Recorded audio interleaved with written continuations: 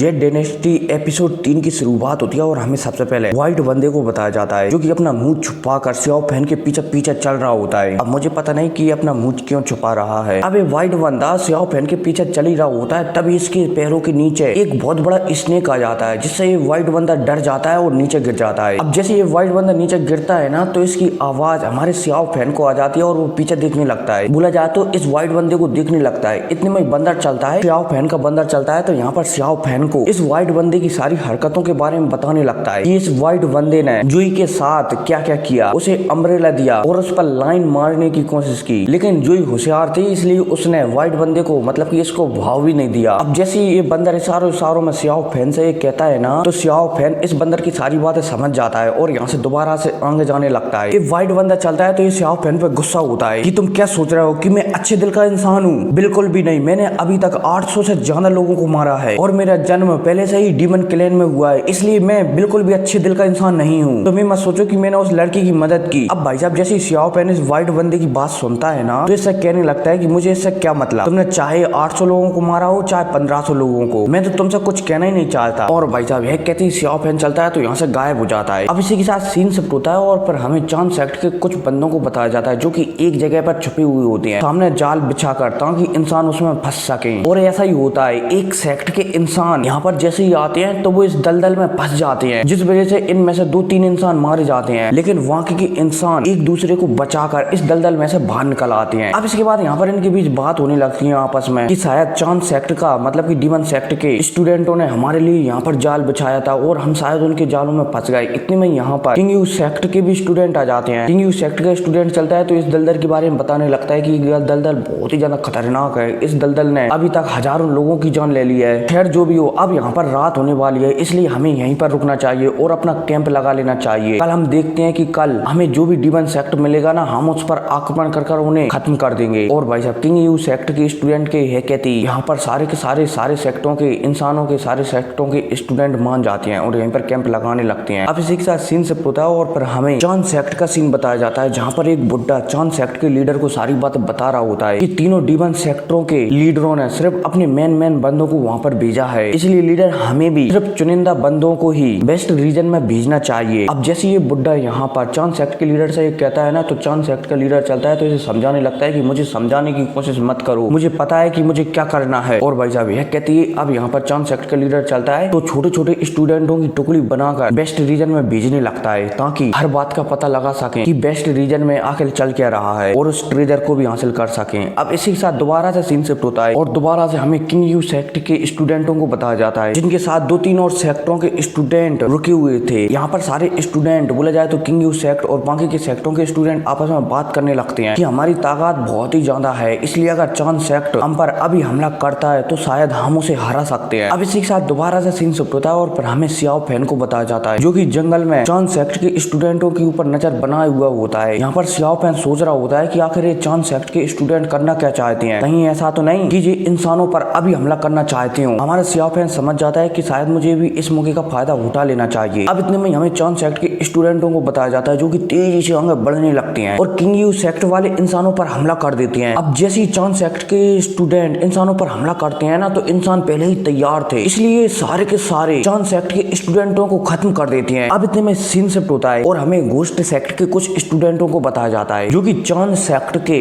स्टूडेंटों के जालों में फंस जाते हैं। बोला जाए तो एक फॉर्मेशन में फंस जाते हैं, जिस वजह से घोस्ट सेक्ट के स्टूडेंट वहां पर कमजोर पड़ने लगते हैं। अब इसी के साथ दोबारा सीन शिफ्ट होता है और फिर हमें चांद सेक्ट के लीडर, मतलब कि पता नहीं ये लीडर है या फिर एल्डर है, छोड़ो हमें से फिलहाल के लिए एल्डर कहते हैं, ठीक है। चांद सेक्ट के एक एल्डर को बताया जाता है, जो कि अपने साथ बहुत सारे स्टूडेंटों को किंग यू सेक्ट के स्टूडेंटों पर हमला करने के लिए यहाँ पर लाया था। अब यहाँ पर चांद सेक्ट का एक स्टूडेंट अपने एल्डर से कहने लगता है कि एल्डर, हमने जिन लोगों को भी किंग यू सेक्ट के स्टूडेंटों पर हमला करने के लिए भेजा था, उनमें से सारे लोग मारे जा चुके हैं। मतलब कि किंग यू सेक्ट के स्टूडेंट पहले से ही तैयार थे कि हम उन पर हमला करने वाले हैं। अब जैसे ये एल्डर इस स्टूडेंट की बात सुनता है ना, तो ये तुरंत आदेश दे देता है कि सारे के सारे स्टूडेंट पीछे जाओ, मैं यहाँ पर सारे इंसानों को संभाल लूंगा। और भाई साहब अपने एल्डर की ऐसी बातें सुनकर यहाँ पर जितने भी चांद यू सेक्ट के स्टूडेंट थे ना, वो यहाँ से चले जाते हैं। अब जैसे ही चांद यू सेक्ट के यहाँ से स्टूडेंट जाते हैं ना, तो सिर्फ यहाँ पर चांद यू सेक्ट का एक बुड्ढा बचता है, जिसके सामने किंग यू सेक्ट के साथ और भी 2-3 सेक्ट के स्टूडेंट मिले हुए थे ना, वो सारे के सारे इसके सामने आ जाते हैं। अब जैसे ही चांद यू सेक्ट का ये बुड्ढा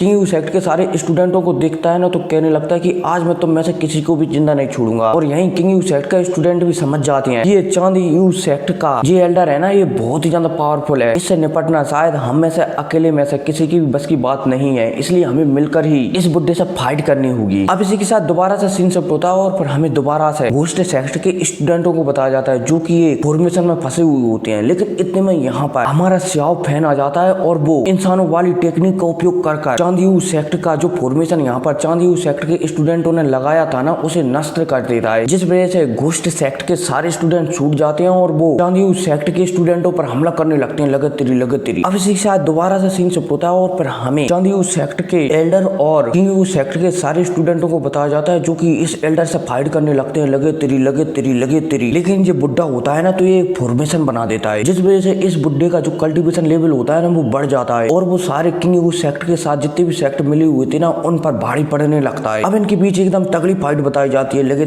तेरी। और तो और यहाँ पर एक मतलब कि किंग यू सेक्ट के अलावा यहाँ पर एक और सेक्ट का स्टूडेंट था, वो स्टूडेंट चलता है तो यहाँ पर एक बहुत ही तगड़ी टेक्निक का उपयोग कर देता है, जिस वजह से एक यहाँ पर बहुत बड़ी आफ्टर इमेज आ जाती है। लेकिन ये बुड्ढा चलता है तो पलक झपकती है इस पूरी की पूरी आफ्टर इमेज को ही नष्ट कर देता है। लेकिन अब ये बुड्ढा चलता है तो यहाँ से तेजी से भागने लगता है और किंग यू सेक्ट के सारे स्टूडेंट और बाकी के सेक्टों के सारे स्टूडेंट जब इस बुड्ढे को भागते हुए देखते हैं ना, तो ये इसका पीछा करने लगते हैं। लेकिन इतने में हम देखते हैं कि ये बुड्ढा भाग नहीं रहा था, बल्कि इन सभी के सभी स्टूडेंटों को, बोला जाए तो इंसानों के सभी स्टूडेंटों को चकमा दे रहा था। इतने में ये बुड्ढा चलता है तो अपने इस फॉर्मेशन के जरिए टेलीपोर्ट होकर इन सबके बीच में आ जाता है और बीच में आने के बाद सब पर एक साथ हमला कर देता है, जिस वजह से सारे के सारे स्टूडेंट यहाँ पर पीछे फेंकते हुए चले जाते हैं। लेकिन अब इतने में हमें किंग यू सेक्ट के एक स्टूडेंटों को बताया जाता है जो कि मेरे ख्याल से सियाओ फैन का बचपन का दोस्त है, शायद कह रहा हूँ, ठीक है। तो सारे के सारे इंसानों वाले स्टूडेंटों को आदेश दे देता है, मतलब कि कह देता है कि तुम इसे संभालो, मैं इसके फॉर्मेशन को समझने की कोशिश कर रहा हूँ, क्योंकि अगर हमने इसके फॉर्मेशन को नहीं संभाला तो शायद हम में से इससे कोई भी नहीं जीत पाएगा और हम सब यहाँ पर मारे जाएंगे। और भाई साहब यह कहती है, एक बंदा चलता है तो यहाँ पर इस एल्डर के फॉर्मेशन को समझने लगता है और बाकी के सारे स्टूडेंट चलते हैं तो इस बुड्ढे पर हमला करने लगते हैं। लेकिन इतने में ये बंदा समझ जाता है कि इस बुड्ढे का जो फॉर्मेशन है ना, उससे ही इस बुड्ढे को पावर मिल रही है। अगर वो इस फॉर्मेशन को डिस्ट्रॉय कर देता है तो इस बुड्ढे का कल्टीवेशन लेवल अपने आप घट जाएगा और तब शायद हमें से हरा सकते हैं। अब भाई साहब जैसे इस स्टूडेंटों को ये बात समझ में आती है ना, तो ये स्टूडेंट मेन सारे स्टूडेंटों से कह देता है कि इसका फॉर्मेशन को तोड़ो सबसे पहले, तभी हम इसको हरा पाएंगे। अब जैसे ही सारे स्टूडेंट किंग यू सेक्ट के इस स्टूडेंट की बात सुनते हैं ना, तो ये समझ जाते हैं कि किंग यू सेक्ट का स्टूडेंट एकदम सही कह रहा है। अब इतने में यहाँ पर सारे इंसानों के स्टूडेंट चलते हैं तो इस बुड्ढे का एक फॉर्मेशन को तोड़ने लगते हैं और तो और एक फॉर्मेशन को तोड़ भी देते हैं, जिस वजह से ये बुड्ढा यहाँ पर थोड़ा बहुत कमजोर पड़ने लगता है। अब जैसे ये फॉर्मेशन टूटता है ना, तो ये बुड्ढा समझ जाता है कि शायद अब वो थोड़ा बहुत कमजोर हो गया है। लेकिन इस बुड्ढे को इस बात से रत्ती भर भी मतलब कि बिल्कुल भी 1% भी फर्क नहीं पड़ता कि इन इंसानों ने मेरे फॉर्मेशन को तोड़ दिया है। अब इतने में सारे के सारे इंसानी स्टूडेंट चलते हैं तो इस बुड्ढे को घेर लेते हैं और जब ये बुड्ढा अपने आप को गिरता हुआ पाता है ना, तो ये बुड्ढा चलता है तो जोर जोर से हंसने लगता है और कहने लगता है कि तुम इंसान, क्या तुम्हें लगता है कि तुम हम डीमनों को कभी हरा पाओगे? और भाई साहब यह कहकर ये इंसान जोर जोर से हंसने लगता है, सॉरी मतलब कि डीमन जोर जोर से हंसने लगता है। इतने में हमें किंग यू सेक्ट की एक लड़की को बताया जाता है जो कि अपने सबसे पावरफुल अटैक को बनाने लगती है, जिस वजह से आसमान में एकदम बिजलियां कड़कने लगती हैं, कड़ कड़ कड़ कड़ कड़ कड़ कड़। अब इतने में हमें बाकी के इंसानों स्टूडेंटों को बताया जाता है जो कि इस बुड्ढे पर हमला करने लगते हैं। लेकिन ये बुड्ढा बिना फॉर्मेशन के भी इन इंसानों के सारे स्टूडेंटों को बड़ी ही आसानी से संभाल रहा होता है। अब मौके का फायदा उठाकर एक किंग यू सेक्ट की लड़की चलती है तो इस बुड्ढे पर अपने सबसे पावरफुल फॉर्मेशन से हमला कर देती है और तो और ये बुड्ढा किंग यू सेक्ट की इस लड़की के फॉर्मेशन की चपेट में भी आ जाता है। और यहीं पर थोड़ी दूरी पर हमें सियाओ फैन को भी बताया जाता है जो कि यहाँ पर आ चुका है और वो इस फाइट को देख रहा है। और फिर क्या यहीं पर ये एपिसोड खत्म हो जाता है। लेकिन आप मुझे बताना कि किंग यू सेक्ट के इस लड़की वाले फॉर्मेशन से चांद यू सेक्ट का ए एल्डर बच सकता है या फिर मारा जाएगा? खैर कोई नहीं, ये आप कमेंट में बताना। तो मिलते हैं अगली वीडियो में, टेक केयर,